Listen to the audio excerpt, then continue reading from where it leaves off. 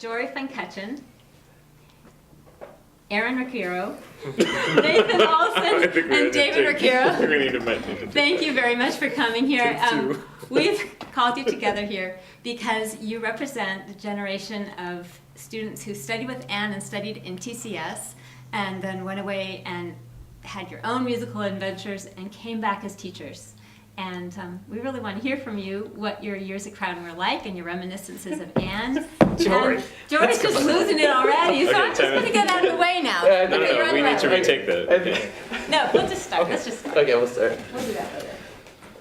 So, David, what are your first... We can't take it like this. Oh my god. I apologize for my colleagues. Get it together. You asked the first question. No, okay. Okay, so start. What are your first memories of Crowden, of Anne? My of the situation school? is a little different. Right. I never studied privately with Anne. But I came into the school already having a sense of what she was like because Aaron was already working with her for a few years. So for instance, I had gone to all the private studio events. I had gone to Chrysler Night, and what's the Etude Night? What's that called? Or, you know, things like Solo nights. Solo Solo nights, nights. Chrysler Night. The end of year recitals in the spring. So I already got a taste, a little bit, just like the audience would, of her perspective. I would sometimes be hanging outside of her office when his lessons were finishing. So I heard some of the yelling. I heard some of the discipline, you know. Even though she'd open the door and then she'd be very, very nice to me, very sweet to me. So I entered the school, and I think, you know, it was always, I always came into coaching. So I didn't get to coach with her maybe that much until I became a 6th or 7th grader. But, you know, I knew that I needed to be prepared. I knew that there was a high level of expectation. And then, you know, what really sticks with me is how she ran the Crowden School orchestra, the chamber orchestra, I think. You know, it was such an unusual combination of stern, strict behavior that was almost, you know, had an icy fear to it. But at the same time, then a second later, she could flip and sing and describe the most lyrical and beautiful melody. And somehow it was so weird but so special to have those two personalities present in rehearsal. And it's also, I think, the most efficient way and the most artistic way to get your point across. Mm-hmm. And so I remember things like pieces like Fiddle Faddle, which was a Crowden School tradition at the end of every year. And you know, at the earlier rehearsals, the earlier stages of rehearsals, you know, she wore all these rings on her fingers, and she'd just slam her hand against the music stand to keep time. The wood music stand. Yeah. And so it wasn't even metal. But she must have picked this up for you guys because I don't remember this. It was almost violent, you know, but at the same time, you know, I remember to this day about where I would rush in Fiddle Faddle, you know, and I'm not a violinist, and you know, most of the technical playing in that piece is for violins. But, you know, and on the flip side, I remember rehearsals with the Souk Serenade for strings. And in certain chamber coaching, she could just sing the most beautiful line, and she could really show just as much, you know, not just in her playing, but also with her voice. And so it was always striking how I was kind of ready for both. I knew she could explain exactly, both technically and with her voice, what she wanted in the music, but I also knew that, you know, it was about discipline. So. And I think part of the reason those two worked together for Anne is that they both came from the same place, which was her love of music and her love of the children that she was helping teach music. So I think, you know, when she would get angry, it was never, I think, a personal attack on someone. It was always just that she didn't feel they were putting forth the effort or, you know, the right kind of concentration towards a piece of music. Or, you know, I remember in some orchestra rehearsals, you know, if somebody ever had their legs, you know, crossed or even crossed like that, you know, under your chair, you always had to be, you know, sitting on the edge of your chair, you know, in a very good playing position. If your back was touching the chair, you would definitely get yelled at. If you're chewing gum, like any of that sort of stuff. Can you imagine Anne with cell phones? Can you imagine if there were cell phones? That would have been a nightmare. But I do remember, though, sorry to interrupt a little bit, what you're talking about with the posture, because one time when we had Morgan Staples, he was starting another student was starting to conduct, and so she was letting him conduct one of the orchestras. So she sat in the back of the violins, and you know how she was sitting? At the very back of the chair, with her legs crossed, and she would just. But you know, I guess when you're the teacher, you can do whatever you Do like. as I say, not as I do. Right. Yeah. No, but I remember, if somebody yawned, if somebody visibly yawned in rehearsal, Oh, the yawning was the worst. Mm-hmm. you'd maybe get one warning, which would be a pretty sharp yelling at. If that happened a second time, you'd be out of the rehearsal. So, but my bigger point was that she only got mad when she felt somebody really wasn't putting forth the effort or giving the music the respect I think it deserved. And you knew it was because she cared so much. Exactly. Like she cared so. I mean, sometimes it was like you could like feel it, like the energy, but that would rub off, Right. on you and on people. Just like how much she cared about the music and about how you presented it. Mm-hmm. She also was very aware. She was very involved with all of the string players in the school. So, for Right. instance, I studied with Millie, but she would have many conversations with Millie about what repertoire I was working on and just her concerns and or praises and just how things were going. And I'm sure that's the main reason that Crowden School always stayed so small, is that she really wanted to have that kind of connection with each student. A lot of schools talk about having that personal connection with each student, but rarely is it actually reality. But Right. at Crowden, it definitely was. I mean, I think my class, we started with 12 or 13 people in my grade, and I think lost a few and added a few over the years, but basically stayed that size. I don't remember how big Yeah. your class was. Mine went maybe from 8 to 14 over the. Your guys might have even been smaller because you were Probably before like us. we were 7, 8 or or 10 at the something. most. Yeah. So that total in a four or five grade school, we had maybe 45 to 50 people. So Mhm. and another great thing about Crowden was, you'd play. When I was in 5th grade, I played some chamber music with 7th graders and 8th graders. Right. Most middle schools, I feel there's a pretty big divide between each grade. Yeah. Kids don't often socialize much with classes ahead of them or behind them, and so having that aspect at Crowden was very helpful, especially for me because I went to college when I was 15, music school. So I think if I hadn't had a chance to interact with people older than me before that, I'm not sure how I would have done. But having that experience here at Crowden was definitely very helpful. Although it was good that for the tennis tournament we didn't blank. we did it by grade. I thought that kept things in order. So we've been talking about her personality, especially when she's dealing with the whole school in orchestra. How did you feel that came out in lessons, if at all, or was it totally different? Yeah, it was interesting. I think there's a lot of similarities, right? You were always kind of ready for sort of both sides of Anne in a way, and both sides of her, as we're saying, also comes from the same place, right? There was a very nurturing, warm side of Anne, and there was this really stern side of her also, right? And they both came from the fact that she really cared both about the music, and she really cared about her students as well. You could feel it, that she really cared. There's so many stories. I remember when I was, I think it was 6th grade, and I got really nervous for the first time because I had done well in this competition. And up until that point, I hadn't really thought about it and stuff. And all of a sudden, it was like a winner's concert, and I was like, I'm supposed to sound good now. People are gonna think I shouldn't have won or whatever because now it's and I was my stomach was a mess. Everything was a mess. I was shaking and stuff like that. And it was over at the Berkeley Piano Club.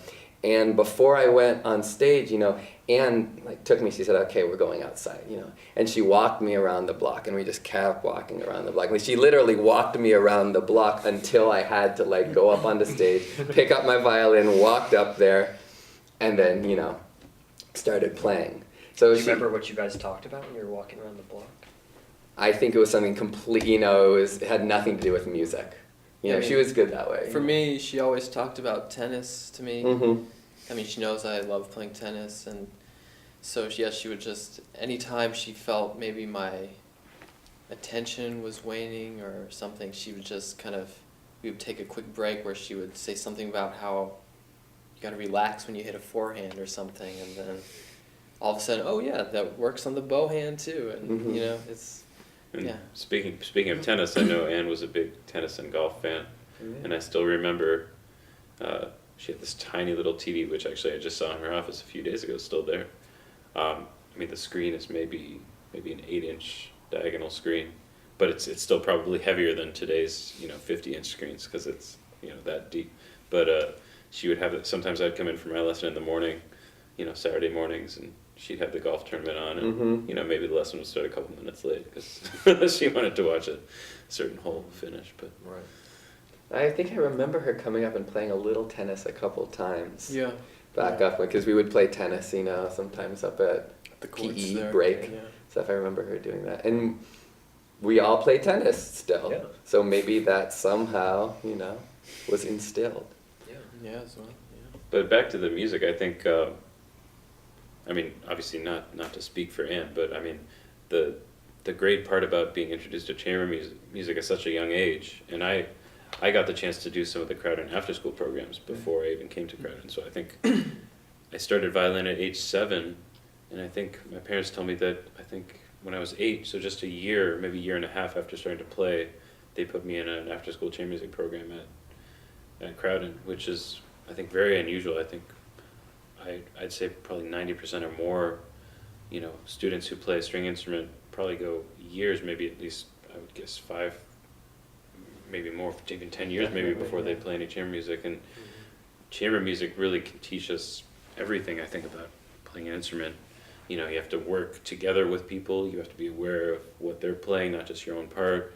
You have to have good communication skills, which is all stuff that will apply, not only in other areas of music like orchestra or solo playing or any sort of musical collaboration, but also life in general.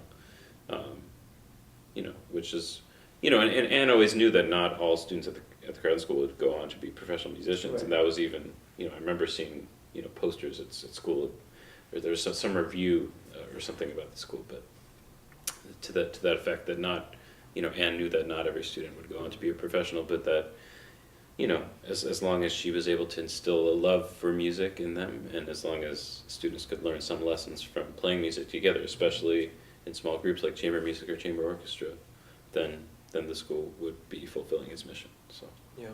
Like, what about chamber coachings with Anne? Because I remember very early on being shocked that she knew so much about cello playing in string quartet or in chamber music, the role of cello, the kind of sound, and shocked in a good way, but also I was scared because I didn't know, I wasn't on my game. And, it was really something special to have an entire music faculty at Crowden where they all understood the different roles of different string instruments in chamber music and how, Different styles of Yeah. pieces too. yeah, for instance, we had David Morris and the our Baroque orchestra. I learned more about Baroque string playing there than I have since I left Crowden, really. right. So I always thought that was something special in coachings with Anne, that everything was always in balance. The kind of feedback we got, it wasn't violin heavy, it wasn't viola heavy or cello heavy. It was just everybody, she could nitpick in such a beneficial way of how to get the piece to that next level, because she really she understood everybody's role. Right. I mean, Yeah. Anne played in a quartet for a long time. Right, Yeah, she so was in she a had- quartet. Yeah. I remember specifically just one thing came to mind where she was, I think, the second violinist in the quartet, Yeah. right? Yeah. And she said that she always had the power to make, I think her ex-husband, who was playing Who was first, the first violin? she always had the power to make him sound bad because, because if anytime they're playing it in octaves, she said if she just played a little out of tune, it always sounded like the first violin was playing out of tune. It sounds like a healthy relationship.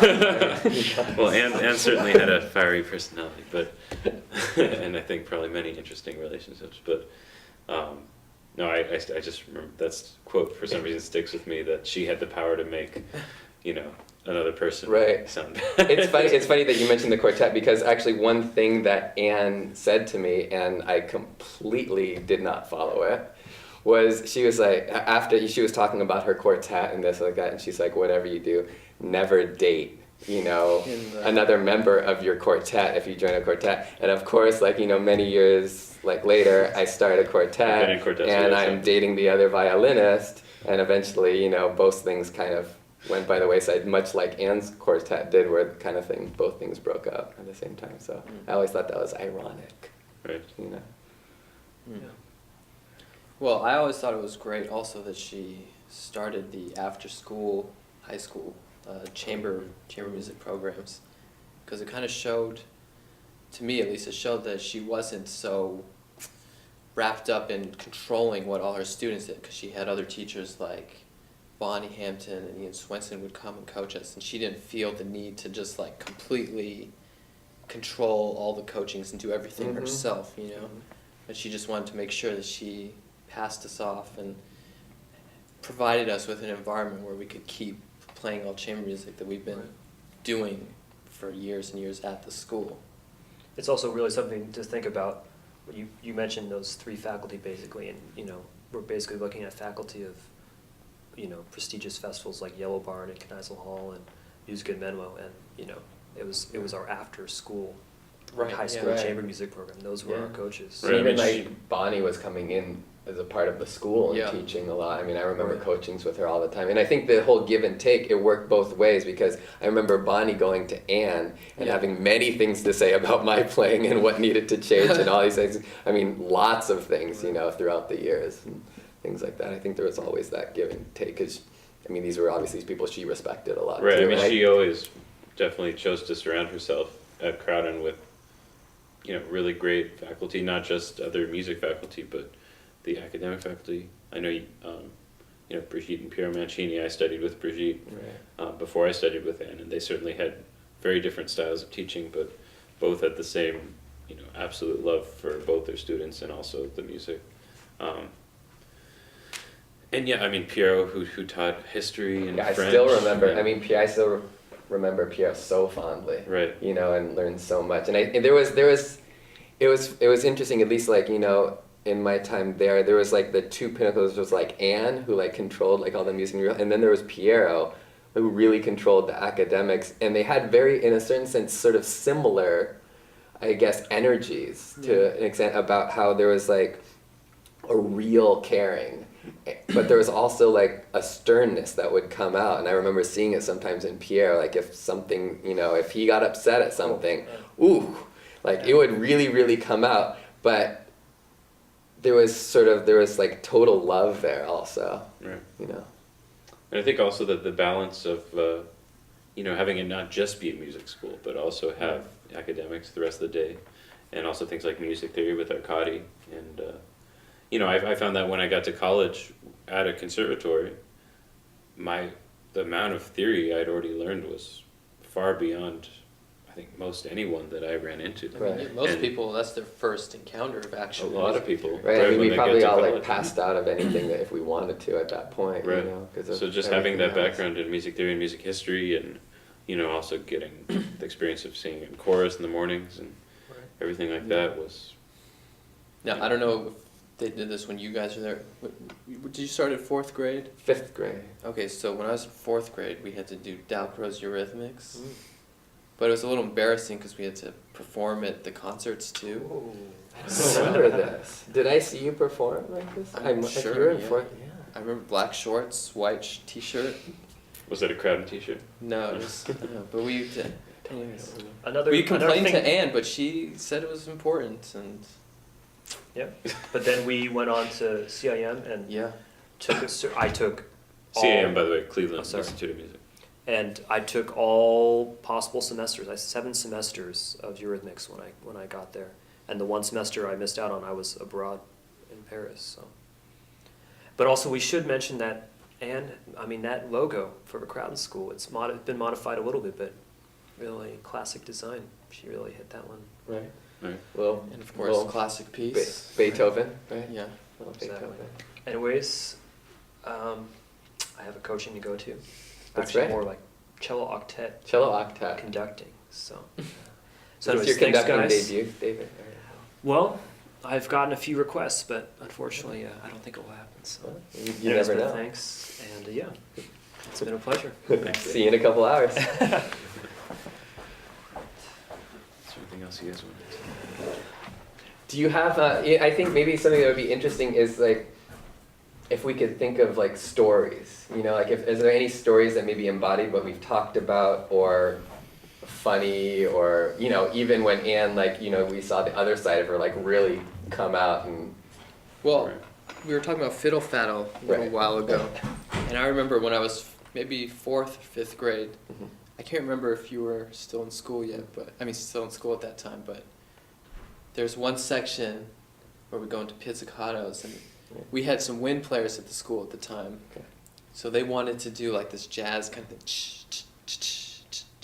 and she was a little skeptical, but she let us do it, and we were doing it, and then everything was going fine, but then it was maybe the dress rehearsal or something right before the spring concert, and I guess they were dragging,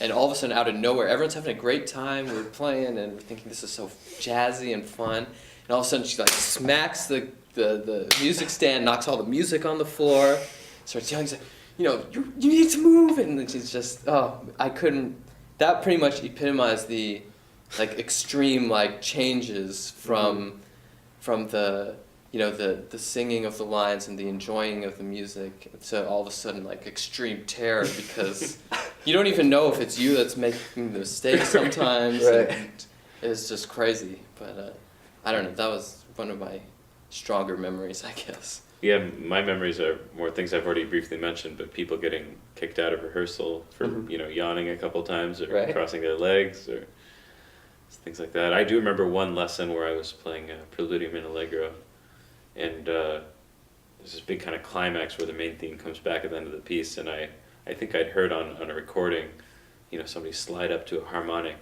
and so I did the dun dun dun yum, and as soon as I did that, she like got up and started yelling at me like, how could you ever do that? It's so tasteless. and I remember talking to some other students later, and they were like, oh yeah, I did that slide too, and she had no problem with it. So I think certainly she tailored her her approach to each student. But no, I do remember those moments of terror. Not necessarily even that she was yelling at me in orchestra, but even if she was looking on the complete other side of the room, you were not budging an inch when she was yelling at someone. I mean, if you made a noise, you didn't want her whirling around at you. So. Yeah, I remember Anne was always frustrated, like, with my bow arm, right? That it was too tight, and that, you know, that I wasn't. And it was funny because I guess as you were saying, I never got this, but you were saying something about Anne had this warm-up routine where she kind of would relax. Yeah, I guess she. Doesn't seem like she did this early on. No. Well, for me, I remember you would kind of get the yelling, but it would be difficult, right? Because I'd be there, and you know I was a little tight because like there's so much music going on. I really wanted to play, like, you know, intensely and stuff. So I'd be playing and stuff, and she'd start going, "You're tight," you know. It'd start off and be like, "Okay." But by the end, she'd be like, you're tight, like that. And of course, like, you get more, and I'd be like, sorry, like that, right? And, you know, kind of get more in that way. And I think, like, maybe after, like, 3 or 4 years, she realized that it wasn't working, and she kind of backed off with that one. But I remember that was always sort of a little bit funny because it sort of create, you know, a little tension in the lessons for a little while. No, yeah, this warm-up routine, I guess, later on in her teaching career involved, you know, putting down your instrument, just standing up, being as loose as you could, like trying to let all the tension out of your body, kind of leaning over, and she always told us, let out your natural frequency, which meant something like, like something like that. Just about I feel like maybe in, like, you know, the few years after I left, like the kind of it, she got a little new agey or something, and got something, because I definitely did not get the, like, but see, the natural frequencies. Maybe she didn't bring it up or didn't think to bring it up with her students, but she told us that she used this technique herself, like back when she played in the quartet and stuff. I think she said, or she mentioned one story where she had to play a solo, and you know, the person backstage came to get her because it was time. So she did her quick warm-up routine, got her violin, got ready to go, and they're like, oh, somebody has to give a speech or something before she plays. So she's like, okay, so she had to go back to her room, put her violin down, do the thing again, you know, until she's ready to go. So I think, you know, relaxing before you go on stage is always a good idea. I actually I have another funny story about Anne, which has nothing to do with this, but one that remembered from our lessons, and that was remember the '89 earthquake. You must have been young. How old were you? I remember the earthquake. You remember the earthquake, though, okay. Were you here? I was you around. remember I the... was 2 or 3. Okay, you remember the Thanks, earthquake, right? Giants. Okay. Well, I was having it was during the World Series. Yeah. It was like right before the game or something like Right. that.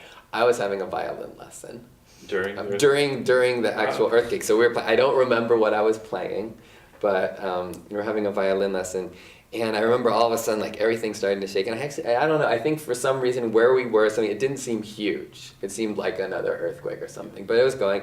Anne kind of freaks out, right? She sort of freaks out. She starts looking around because she's got her violin. I think it was a Testori or something that she had, and she can't find her case.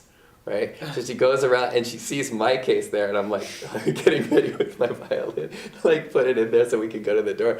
And she like takes my case and she shoves it in her violin. She closes it and like we go to the door or something. She's like, sorry. And she like So where was you? Were you still holding? I was your still violin? holding my violin. Yeah. My memory from the earthquake was playing with my blocks and getting mad that my parents stopped me from playing with my blocks so they could take me under the doorway. Right. That's what I remember as being angry. Well, That that I had to makes stop sense. playing. Yeah. Exactly. What were some of your more scarier moments with Anne?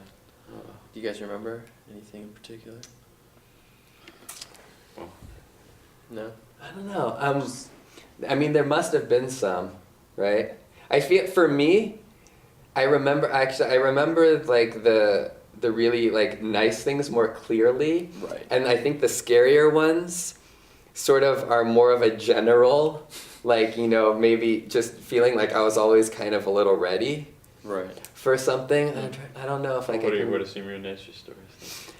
I think I always remember she used to. She had. There was a while where she was kind of harping on my vibrato.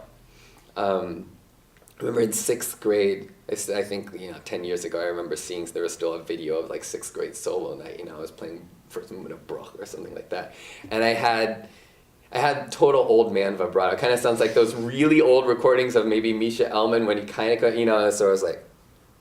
That's exactly what she called it too. I remember that. Yeah. Yeah, old man, yeah. So I had serious old man vibrato, right? And it was da dee da da dee da, something like that, right? And like it got to 7th grade, it was kind of still there. I got to 8th grade. I remember trying to put some arm in there, but it was still kind of like that. So it was like freshman year or something. It was getting better, but it was still kind of a little bit that way. And he was having trouble with this, and she's like, you know what? She's like, you need a girlfriend. She was like, you're gonna get a girlfriend, you need a girlfriend, and your vibrato's gonna get faster. And I was like, okay. So this was towards the end of the school year or something, and I went off to summer camp, Greenwood, this is chamber Was music that the camp. first time you went there? That was the first time that I went there, right? Came back to Anne, my first lesson. She turns to me and she goes, you have a girlfriend this summer? I was like, yeah. Something. She's like, I knew it. It worked, right? So that was Anne's advice about vibrato. Uh-huh. It was very sweet. I guess it worked. It's funny. Yeah. What about you guys? Well, I guess mine, there was a period of time where I was having lessons kind of in the afternoons, like late evening or early evenings after school was over. And so she was driving me home for several months after my lessons. And there's nothing in particular, but I just remember at first I was like really intimidated to have to, because I was always really intimidated by her anyways, right? Yeah, But, to be in the Just car with sit in the her. car with so her. be in the car with her, driving back from Berkeley to Oakland, but I just really cherish those times. Mhm. There wasn't anything in particular that happened, but just spending that time kind of away from the violin with her Right. was really the first time I think I thought of her as not just only a music teacher, Right. Yeah. Yeah, I don't know if I have specific stories, but no, I do remember her always being willing to, extend a lesson by half an hour or an hour even, if you had some big performance coming up, or, I played a couple small solos, with some local orchestras, and she would come to the rehearsals usually, and just always being willing to give more time and more of her. Just how hectic things got around junior Bach time because she's helping Right. everyone out, and That's right. Oh gosh, yeah. Yeah. Yeah, Junior Bop, probably every single one of her students almost would I be think. auditioning. Playing and then at she'd least, have, and sometimes in like 4 or 5 groups. right, and then she'd also. have chamber groups from Crowden and like the orchestra. And, Yeah. Yeah. yeah, I don't know how she found time to take care of everything. Right. Mhm. Do you have any like fond or any kinds of memories of all of the like when we would have our Friday nights that we would sort of just like play through our stuff? No, studio class. Yeah, studio class and stuff.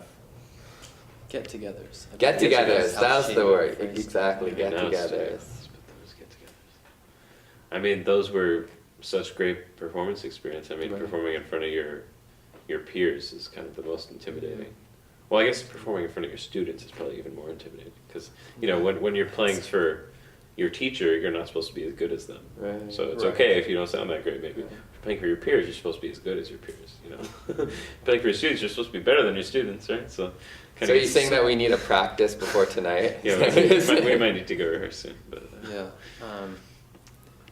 So how did you guys deal with like leaving TCS and its experience, like when you went to high school, Right. or what did you carry over from school, I guess, from Crowden School? For me personally, I think if you had asked me in 8th grade if I wanted to become a violinist, I was probably somewhat ambivalent. I was like, I don't know, maybe. I was like, I don't like practicing, this and something like that. Right. But I had sort of this love and the potential, right, kind of inside where like that was something. And in high school, going off to some camps, doing some things, I kind of decided, this is what I wanted to do.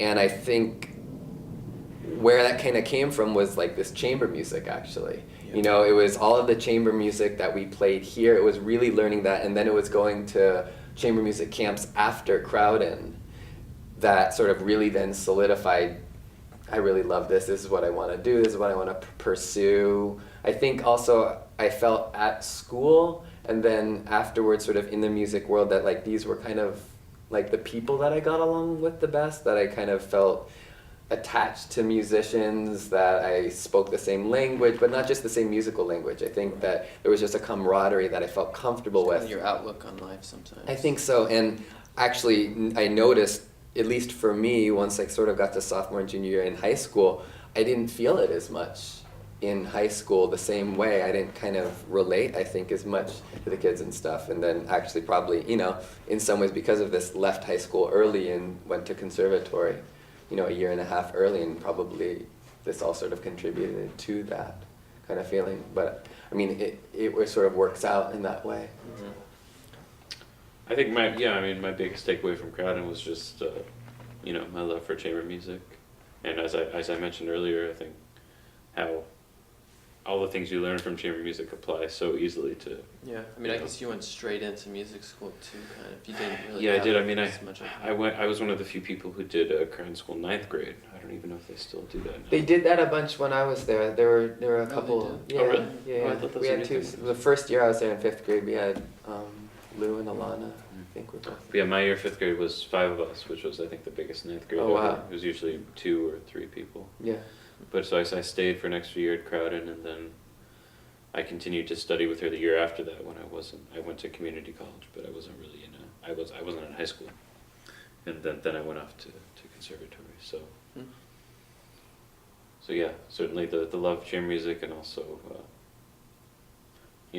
just like I mentioned earlier, working with people older than you, and that certainly helped me a lot. Yeah. Yeah. What about you? I guess I was kind of similar to you, where I was a little ambivalent about Yeah. being a musician. Like I always liked being good at the violin, Right. And but then I guess because I was doing it with the like kind of after school programs before I went to Crowden, and then in Crowden did a lot of chamber music, and then after in high school I did all the high school chamber music programs. By the time I got to college, I was pretty sure that I needed to do chamber music as well, but I wasn't doing as much of it, I guess, compared to earlier in my life. Mm-hmm. And then, so by the time I was done with school, and then conservatory, Cleveland Institute, and I was working, and there was like no chamber music in my life something. It was just, I don't know. I was playing music all the time, but it wasn't as satisfying, you know. So that's kind of what I think the Crowden planted the seed of something inside me that when it wasn't being fed, like I knew I had to change something, and that's, I guess, probably why I made some of the work decisions I made, like leave some jobs to try and play quartet things later, I guess. That's probably my biggest. Yeah, and I mean, I even remember Anne herself saying to me how important that was.